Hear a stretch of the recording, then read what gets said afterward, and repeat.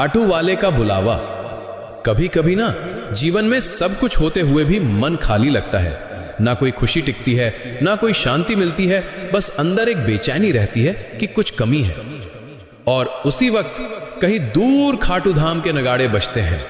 मन कह उठता है, चल अब बाबा बुला रहे हैं। श्याम बाबा कहते हैं, जब तेरा दिल टूटे, जब तुझे कोई अपना ना समझे, तो तू मेरे दर पर आ जाना। मैं वो ठिकाना हूं जहां टूटे हुए भी संभल जाते हैं। कई बार लोग कहते हैं, बाबा हमें बुलाते क्यों नहीं? अरे प्रेमी, बुलावा तो हर दिन आता है, बस तू सुन नहीं पाता।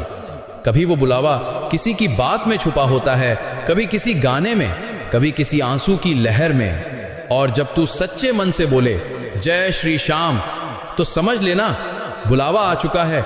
जो खाटू जाता है वो लौटता तो है, मगर पहले जैसा कभी नहीं रहता, क्योंकि श्याम का प्रेम